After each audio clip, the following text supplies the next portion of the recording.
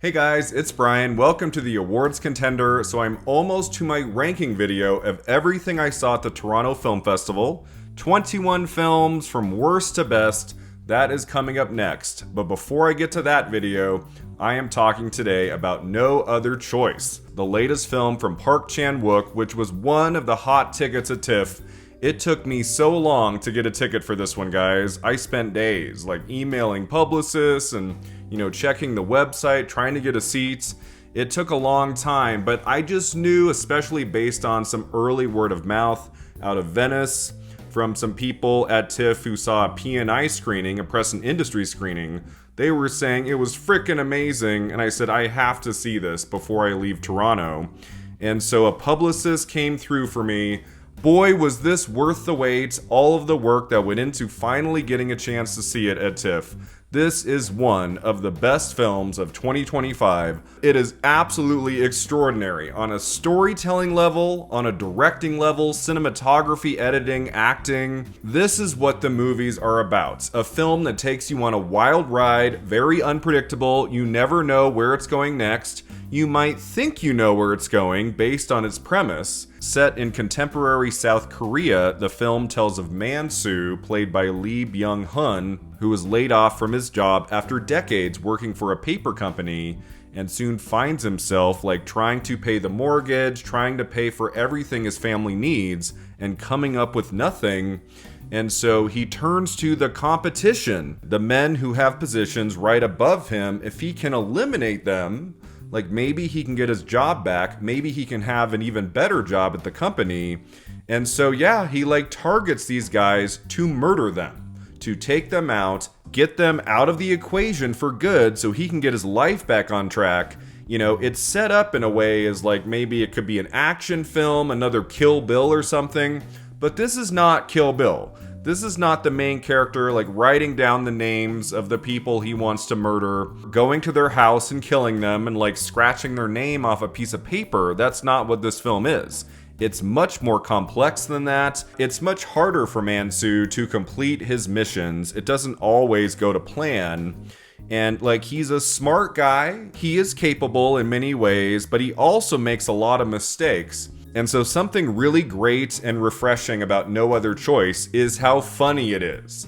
I must have laughed out loud 20 to 30 times or more watching this movie. It goes to some dark places, but the tone of it is more dark comedy than it is a drama or action or anything.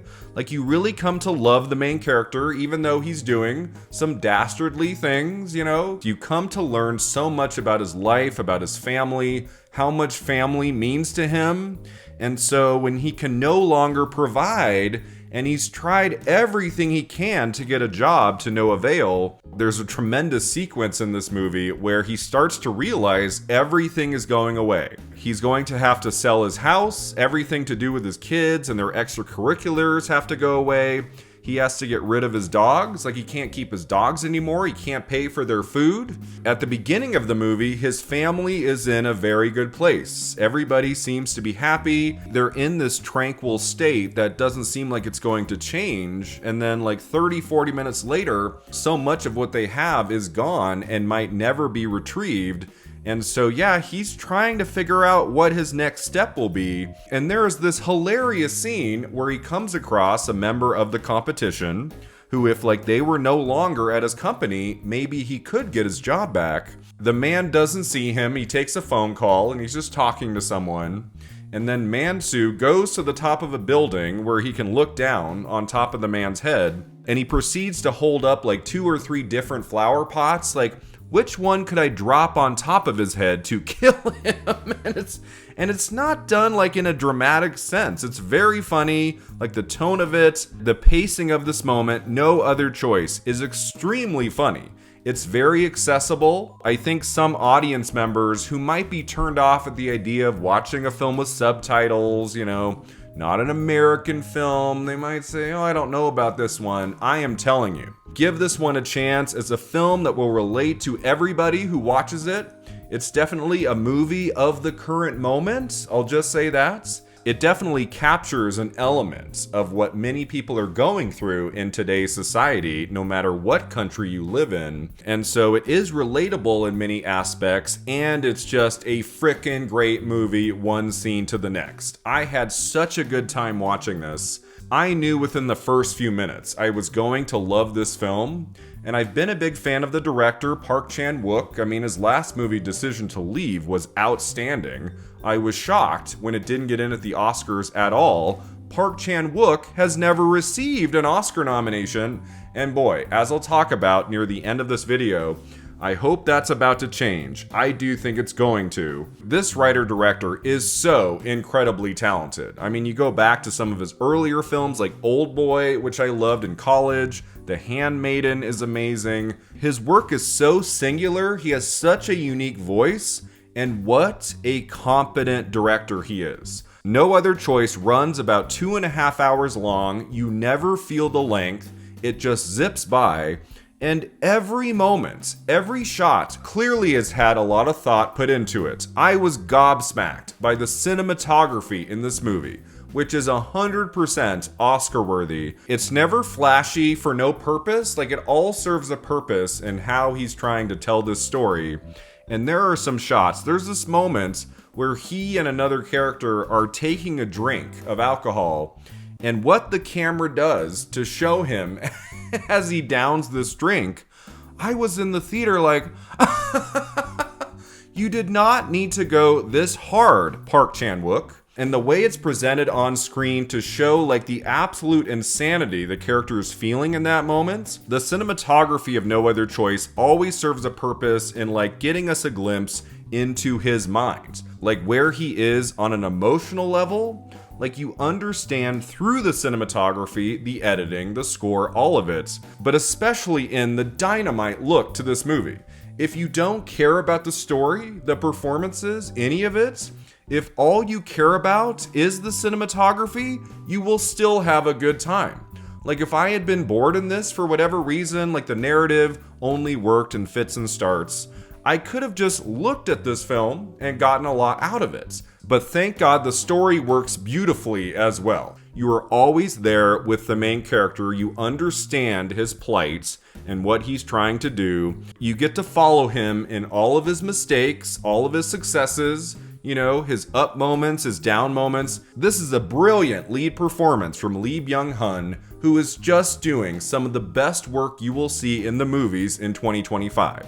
I haven't seen his name floated very much in like the top 5 possibilities to get into Best Actor at the Oscars. I know it's going to be a difficult path for him, but I do think when this year is all said and done, his performance is absolutely going to go down as one of the finest of 2025, the finest of like the last few years. I was so taken with what he did in this. He gets to be funny, dramatic, crazy, calm, reflective. Like, he gets to play everything in this movie for 2.5 hours. So I really do hope there is going to be a campaign for this guy. His Oscar nomination would be one of the best of the year. And the rest of the cast is fantastic as well. You have Son Ye-jin as his wife, who's also complex.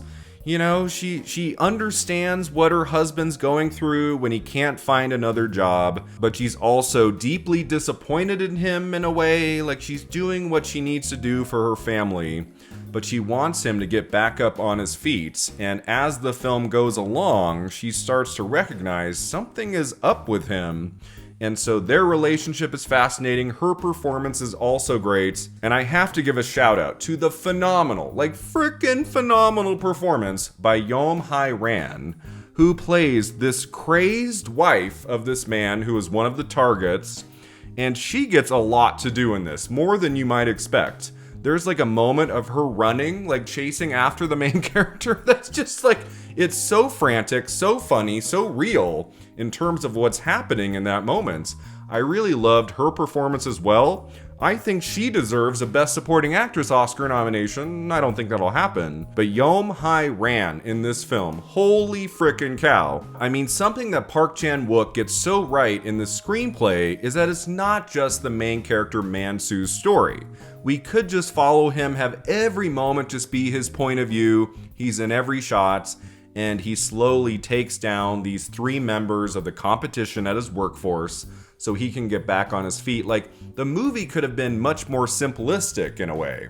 And he never does that. He always makes each situation more complicated than you think it might be. And you really get to know these other characters. They're not just on screen for a minute or two and then he kills them and then on to the next scene. Like, you get to understand like their home lives, like all of the problems they're having. There are many long sequences where you get to learn about other characters before they may or may not be killed. It's such an unusual screenplay. It's just such an original idea, first of all. And then the way the narrative unfolds on screen, it is just such a thrilling experience. The storytelling, the screenplay, the acting, the directing, on a technical level, everything is off the charts in this. You know, from the cinematography to the sound design to the editing, everything works beautifully. There are so many scenes that go harder than they needed to.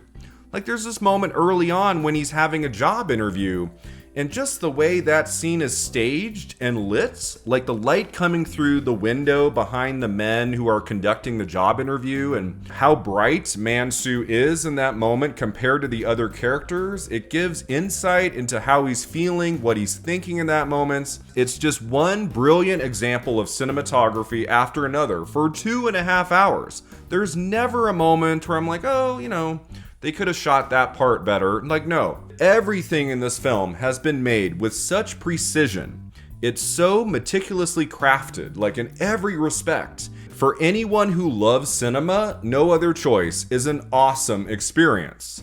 So why am I not giving it a 10 out of 10? I was close, guys. I was really close. The only flaw in this film, to me, is the last 10 minutes. It goes on just a touch too long.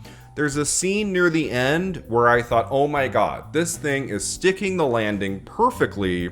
It should have ended at a certain moment, and I was like all ready to applaud.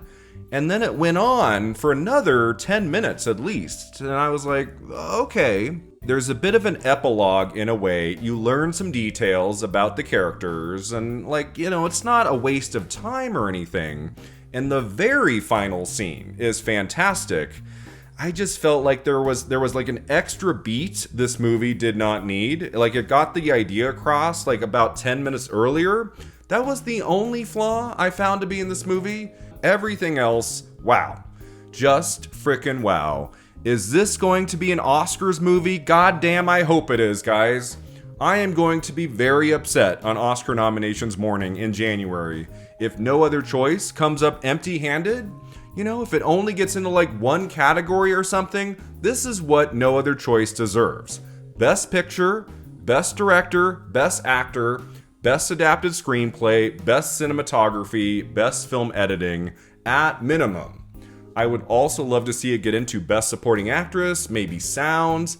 Like, this thing deserves 7 to 8 Oscar nominations. And so if it does not get in, if Park Chan-wook still is not an Oscar nominee come January, I'm gonna lose my shit.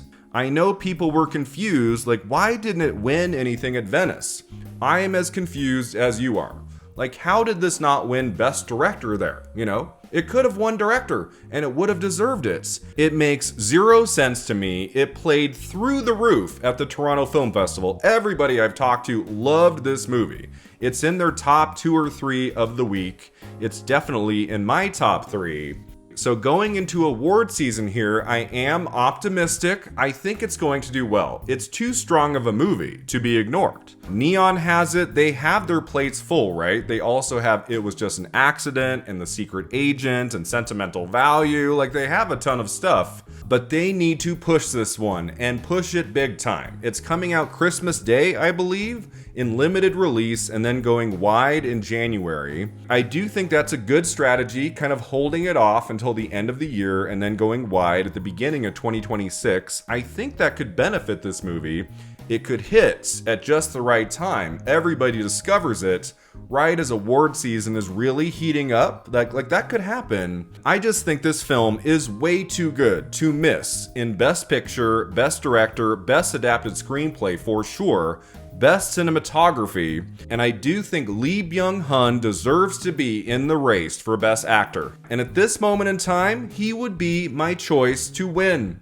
I would like to see him win. He is that strong. What a complicated, three-dimensional performance through and through. It's really quite something, and the film itself is just dazzling to behold. What an amazing movie, no other choices. Park Chan-wook, you better be coming for your first, maybe your first 2 Oscar nominations. Don't let me down, Academy.